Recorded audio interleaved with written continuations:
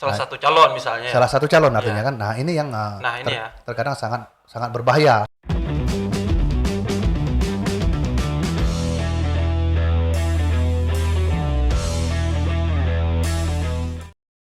Assalamualaikum warahmatullahi wabarakatuh. Halo sahabat Bawaslu dimanapun Anda berada.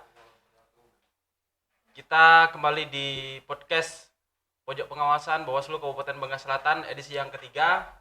Pada kesempatan kali ini kita kedatangan tamu yang sangat luar biasa, Bapak Wiwin Suseno. Beliau adalah Sekretaris Persatuan Wartawan Indonesia Kabupaten Bangka Selatan. Apa kabar Pak Wiwin? Alhamdulillah baik, Saudara Findra.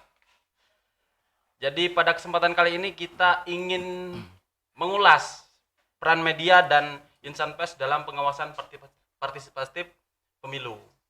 Jadi pas waktu tanggal 14 Juni KPU resmi membuka tahapan pemilu 2024. Yang ingin kita ketahui yang pertama tentu di masa kepemiluan saat ini, apakah media dan insan pers ikut dalam mengawasi atau mengawal proses pelaksanaan pemilu? Gimana Pak Win? Ya, sebelumnya kami ucapkan terima kasih dulu Ya. kepada Bawaslu Kabupaten Bangka Selatan yang sudah mengundang kami untuk menjadi salah satu narasumber podcast tentang pemilu 2024 nanti. Kami dari PWI Bangka Selatan tentunya mengucapkan terima kasih atas kesempatan ini. Ya. Jadi sebagaimana yang diamanahkan oleh undang-undang, pers merupakan pilar keempat demokrasi, mempunyai tugas dan tanggung jawab salah satunya untuk mengontrol pesta demokrasi ini ya. Sebagaimana juga diatur dalam Undang-Undang Pers nomor 40 tahun 99, fungsi pers itu salah satunya sebagai kontrol sosial. Salah satunya artinya mengontrol kegiatan pemilu 2024 Ya. maupun yang telah lalu ya artinya kan. Jadi perannya sangat luar biasa ya Karopes, karena adalah ngomong banyak hal tentu yang kita inginkan berkaitan tentang pengawasan dan pengawalannya melalui media.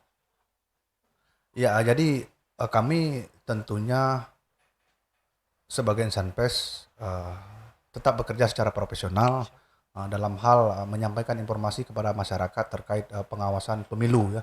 Baik yang telah maupun yang akan dilaksanakan baik di tingkat pemilu di tingkat daerah maupun di tingkat pusat ya. Pusat ya. Tentu kan informasi-informasi ini kan penting bagi masyarakat ya.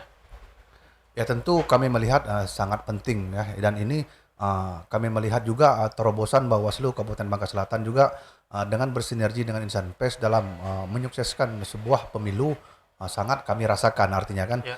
Selama ini hubungan kami dengan Bawaslu dalam menyampaikan informasi kepada masyarakat tentunya sudah sangat berjalan dengan baik.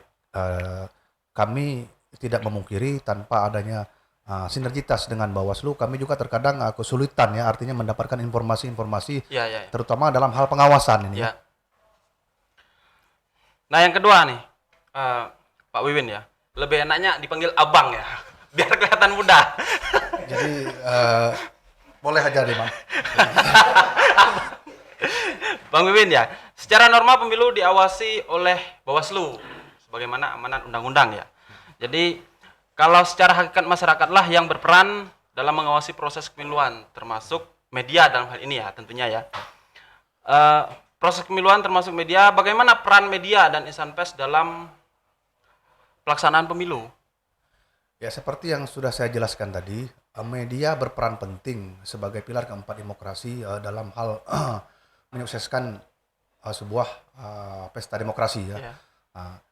Namun sebagai penyampai informasi kepada masyarakat, media tentunya membutuhkan mitra-mitra. Artinya kan jangan sampai artinya informasi-informasi yang kita sampaikan kepada masyarakat ini seolah-olah berasal dari sumber yang tidak jelas. Artinya kan sehingga jangan sampai membingungkan masyarakat informasi mana yang harus mereka terima, jangan sampai mereka tersesat dengan informasi dari sebuah pemberitaan-pemberitaan yang narasumbernya itu tidak kompeten ya artinya.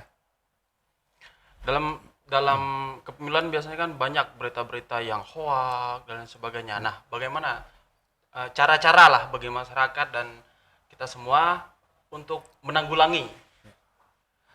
Tidak bisa kita pungkiri, jadi artinya informasi hoak, terutama pada saat pemilu ini sangat Ya. berseliweran ya, Ah. terutama di media sosial. Dan ini menjadi artinya peran kita bersama, Ya. artinya bukan hanya insan pers. Insan pers hanya penyampai kepada informasi kepada masyarakat, namun tentunya informasi ini mesti mendapat dukungan dari penyelenggara pemilu ya, agar masyarakat mendapatkan informasi itu memang benar-benar dari narasumbernya yang kompeten dan jelas. Jangan sampai ada kesan media menggiring kepada salah satu kandidat, namun dengan narasumber yang tidak berkompeten, sehingga masyarakat kita yang terkadang yang masih awam ini kadang-kadang tersesat dengan informasi seperti itu dan mudah untuk menelan informasi yang cenderung hoak ya, artinya Ya. kan. Kan banyak biasanya di media sosial. Ya itu terjadi, Ya. terjadi. Artinya ini yang seperti yang pemilu-pemilu sebelumnya. Nah, ini penting nih. Monggo diceritakan. Jadi pemilu-pemilu sebelumnya itu sempat beberapa kali terjadi informasi-informasi hoak, artinya kan sehingga informasi ini terkadang membingungkan masyarakat. Ya, jelas. Nah, makanya hadirnya media-media mainstream terutama artinya dalam hal menyajikan informasi Ya.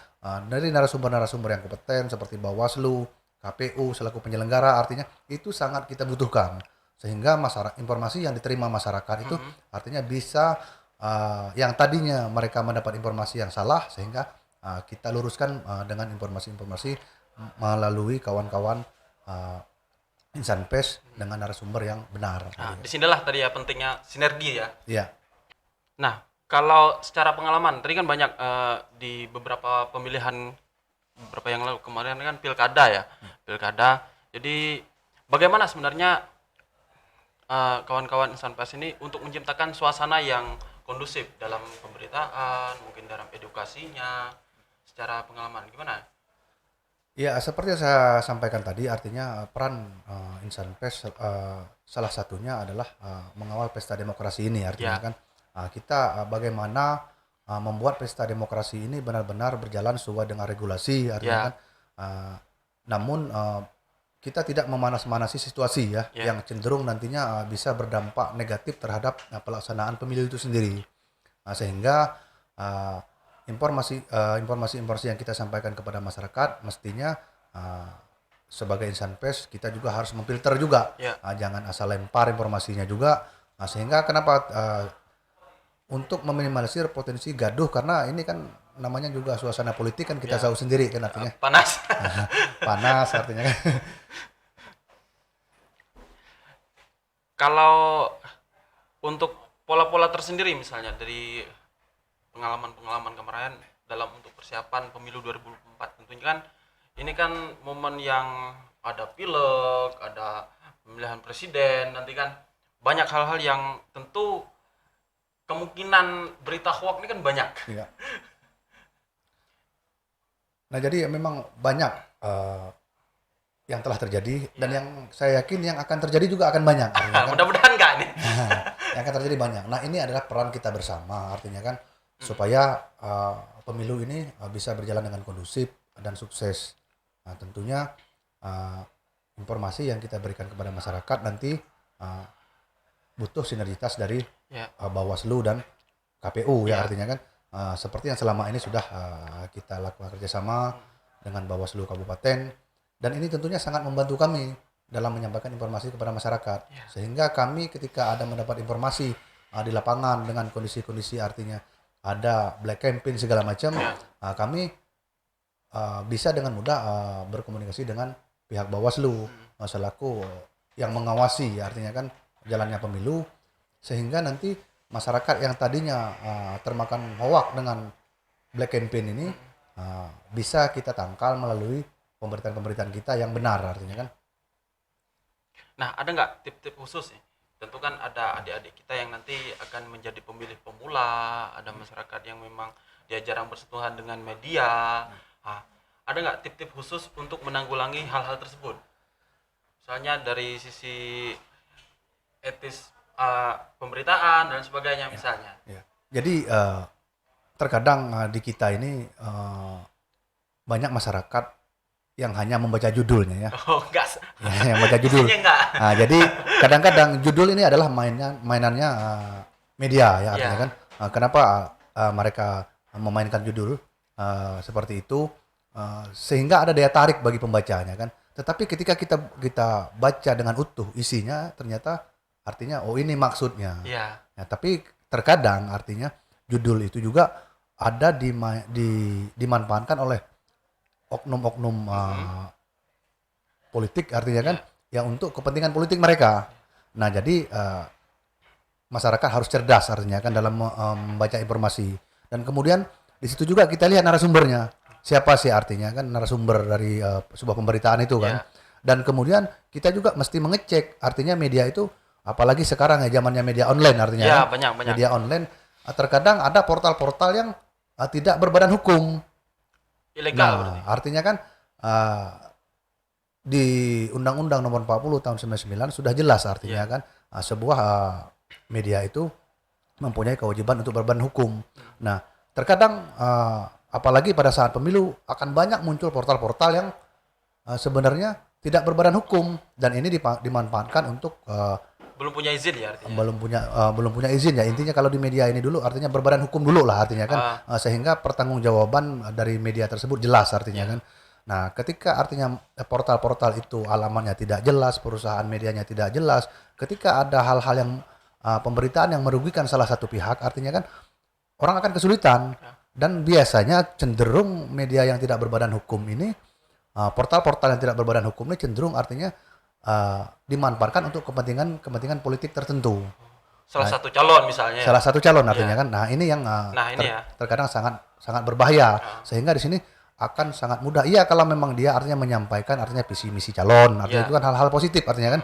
Tetapi kalau pemberitaan itu sifatnya menyerang salah satu calon yang lainnya, ini kan artinya bisa merugikan calon yang lain. Sementara ketika orang mau komplain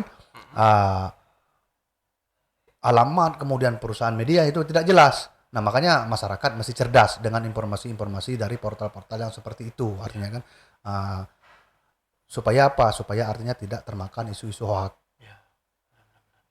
Ya, menarik sekali ya pembahasan kita pada kesempatan kali ini.